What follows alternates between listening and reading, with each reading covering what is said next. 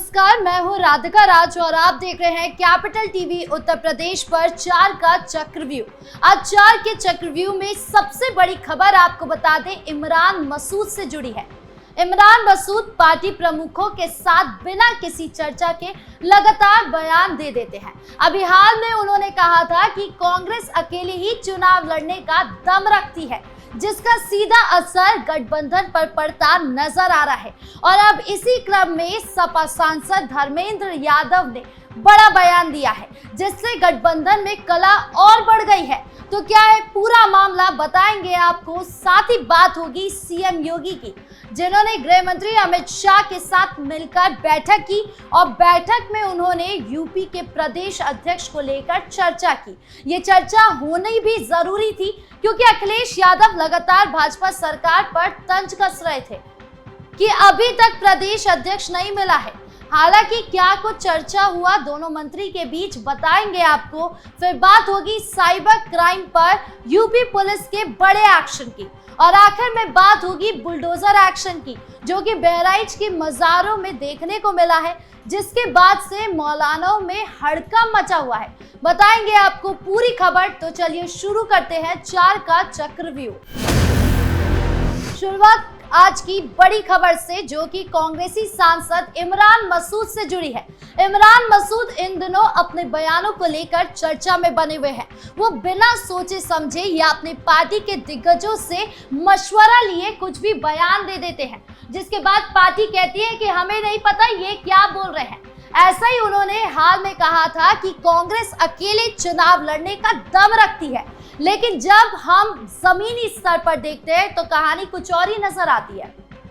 कांग्रेस के पास समाजवादी पार्टी से हाथ मिलाने के अलावा और कोई चारा नहीं है। यही बात जब सपा सांसद धर्मेंद्र यादव ने कही तो कांग्रेसियों का मुंह बन गया। दरअसल उत्तर प्रदेश में इन दिनों कांग्रेस और समाजवादी पार्टी के गठबंधन में सब कुछ ठीक नहीं चल रहा है। कांग्रेस सांसद इमरान मसूद के बयान के बाद दोनों दलों के बीच तल्खी बढ़ी हुई है। सपा सांसद धर्मेंद्र यादव ने एक इंटरव्यू में इमरान मसूद को उनकी ताकत याद दिलाते हुए कहा था कि वो कौन होते हैं गठबंधन को लेकर फैसला लेने वाले, जिसके बाद अब इमरान ने राहुल गांधी के साथ तस्वीर शेयर की, जिसे सपा के लिए बड़ा संदेश माना जा रहा है। कांग्रेस सांसद इमरान मसूद ने राहुल गांधी के साथ तस्वीर शेयर करते हुए दावा किया कि कांग्रेस लगातार यूपी में जमीनी स्तर पर काम कर रही है और पार्टी को मजबूत बनाने में जुटी हुई है। इस तस्वीर के कई मायने निकाले जा रहे हैं। राहुल गांधी के साथ उनकी फोटो कांग्रेस पार्टी में उनकी हैसियत दिखाने की भी कोशिश है। इमरान मसूद ने इसके साथ पोस्ट में लिखा, हम जमीनी स्तर से कांग्रेस को मजबूती देंगे, गांव से लेकर बूथ तक, हर दिल तक पहुंचेंगे। यानी एक तरफ कांग्रेस और सपा है जो एक दूसरे पर ही हमलावर है, तो वही दूसरी तरफ सीएम योगी हैं, जिन्होंने यूपी में अपना अच्छा खासा दबदबा बना लिया है। बढ़ते अगली खबर की ओर, अब बात करें सीएम योगी और गृह मंत्री अमित शाह की बैठक की। दरअसल उत्तर प्रदेश के मुख्यमंत्री योगी आदित्यनाथ 9 जून को दिल्ली दौरे पर पहुंचे। सीएम योगी ने दिल्ली दौरे पर गृह मंत्री अमित शाह से मुलाकात की। मुख्यमंत्री योगी आदित्यनाथ और गृह मंत्री अमित शाह की बैठक तकरीबन 35 मिनट तक चली। इस बैठक में गृह मंत्री के 15 जून के लखनऊ के प्रस्तावित दौरे और यूपी में प्रदेश अध्यक्ष के नाम को लेकर भी चर्चा हुई। वहीं इस बैठक के बाद सीएम योगी आदित्यनाथ हिंडन एयरपोर्ट के लिए रवाना हो गए। सीएम योगी और गृह मंत्री अमित शाह की इस बैठक में यूपी बीजेपी को संगठनात्मक ढांचे को और मजबूत करने का जोर दिया गया। यही कारण है कि इस बैठक में प्रदेश अध्यक्ष के चयन को लेकर काफी चर्चा हुई। बीजेपी 2027 के विधानसभा चुनाव और 2026 के पंचायत चुनावों को देखते हुए प्रदेश में नए अध्यक्ष के नाम का ऐलान जल्द करेगी, क्योंकि बीजेपी प्रदेश में मिशन 27 से पहले बूथ स्तर तक अपने को मजबूत करने में जुटी हुई है। बता दें कि यूपी में बीजेपी के अध्यक्ष को लेकर कई नाम सामने आ रहे हैं, लेकिन पार्टी की तरफ से अभी किसी पर मुहर नहीं लगी है, क्योंकि साल 2024 के लोकसभा में चुनाव के रिजल्ट और आने वाले 2027 के विधानसभा चुनाव को ध्यान में रखते हुए बीजेपी यूपी में अध्यक्ष के नाम का ऐलान करेगी। माना जा रहा है कि बीजेपी यूपी में ओबीसी या दलित नेता की तलाश में है। इसका कारण सपा मुखिया अखिलेश यादव का पीडीएफ फॉर्मूला भी माना जा रहा है।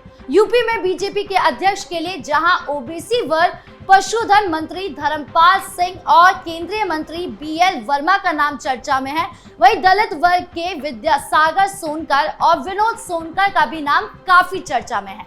सियासी गलियारों में ये भी चर्चा है कि प्रदेश के ब्राह्मणों को देखते हुए बीजेपी ब्राह्मण चेहरे पर भी दांव लगा सकती है, जिसमें पूर्व उप मुख्यमंत्री दिनेश शर्मा और पूर्व सांसद हरीश त्रिवेदी का नाम सामने आ रहा है। हालांकि अभी तक ये सभी नाम चर्चा में हैं, लेकिन बहुत जल्दी प्रदेश के नए अध्यक्ष मिल जाएंगे। लेकिन अगर भाजपा ने ब्राह्मण चेहरा चुना तो समाजवादी पार्टी का खेल खराब हो जाएगा, क्योंकि हाल ही में अखिलेश यादव ने डिप्टी सीएम ब्रजेश पाठक को लेकर अभद्र टिप्पणी की थी और उस टिप्पणी से ब्राह्मण समुदाय आहत हुआ था, जो जाहिर सी बात है कि अगर ब्राह्मण चेहरा अध्यक्ष बनता है तो सपा का खेल बिगड़ सकता है।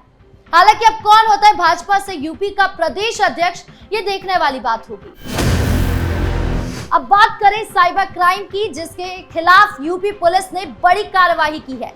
कहा जाता है जिस थाली में खाओ उसमें कभी छेद मत करो, और इसी मुहावरे पर फिट बैठती है ये खबर। दरअसल नामी बैंक एक्सिस बैंक का असिस्टेंट मैनेजर घपलेबाजी करने के आरोप में गिरफ्तार हो चुका है।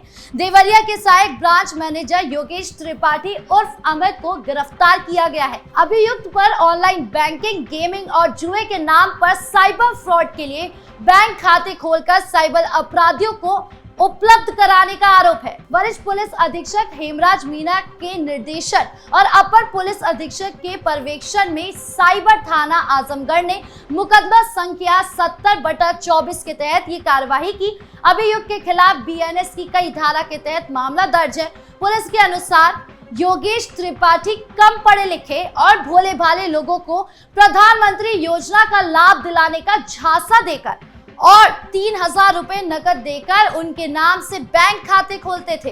खातों की किट खाता धारकों को न देकर साइबर अपराधियों को सौंप देता था। इन खातों का उपयोग ऑनलाइन फ्रॉड, बैंकिंग और जुए जैसे अपराधों में किया जाता था। साइबर थाना आजमगढ़ की जांच में पाया गया कि योगेश ने 30 से 35 खाते अपनी आईडी पर खोले और इन्हें साइबर अपराधियों को उपलब्ध कराया। पूछताछ और साक्ष्य के आधार पर उसे गिरफ्तार किया गया।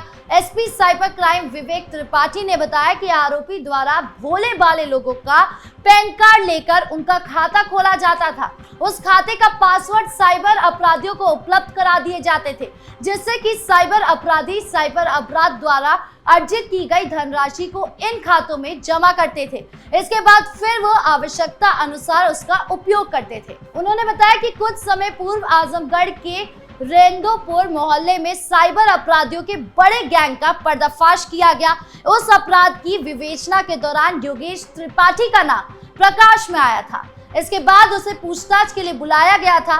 पूछताछ में संतोषजनक उत्तर न देने तथा मामले में उनकी संलिप्तता पाए जाने पर गिरफ्तार किया गया और अब आरोपी को कोर्ट में पेश करने की कार्यवाही की जा रही है। खबरों के अंत में अब बात बुलडोजर एक्शन की। दरअसल यूपी के बहराइच में बुलडोजर एक्शन देखने को मिला है। दरअसल ये बुलडोजर एक्शन लक्कर शाह बाबा की मजार को रात में बुलडोजर चलाकर ध्वस्त कर दिया गया। ये दावा मजार के सचिव इसरार ने किया। इस मजार पर 16वीं सदी से उर्स मनाया जा रहा था। सचिव इसरार ने फोन पर बताया कि रात में प्रशासन ने दरगाह पर बुलडोजर चलाकर उसे ध्वस्त कर दिया। उस समय रात में दरगाह के कुछ कर्मचारी थे और वहां मौजूद श्रद्धालुओं को प्रशासन पहले ही हटा चुका था। इस मामले में दरगाह प्रबंधन हाई कोर्ट गया था। सचिव का कहना था कि प्रशासन ने 5 जून के ट्रिब्यूनल के आदेश को उनसे रिसीव कराया और रात में बुलडोजर चलवा दिया। वहां पर पीएसी वगैरह लगा दी गई। राजस्व, पुलिस प्रशासन और वन विभाग की टीम ने मिलकर ये कार्यवाही की। बता दें कि बुलडोजर के पहुंचने से पहले ही मुस्लिम समुदाय ने खुद पहला हथौड़ा मजार पर मारा। उन्होंने माना कि अवैध निर्माण का नोटिस पहले ही सरकार की ओर से दे दिया गया था, इसीलिए हमने खुद ही मजार तोड़ दी। आपको बता दें कि बहराइच में न केवल लक्कड़ शाह मजार पर बुलडोजर एक्शन देखने को मिला है, बल्कि सीएम योगी के बहराइच पहुंचने से पहले ही 13 और मजारों पर बाबा का बुलडोजर दौड़ा है। अभी और कितने अवैध निर्माण पर पीला पंचा चलता है, ये देखने वाली बात होगी। आपकी पूरी खबर को लेकर क्या राय है, कमेंट बॉक्स में जरूर बताएं। नमस्कार।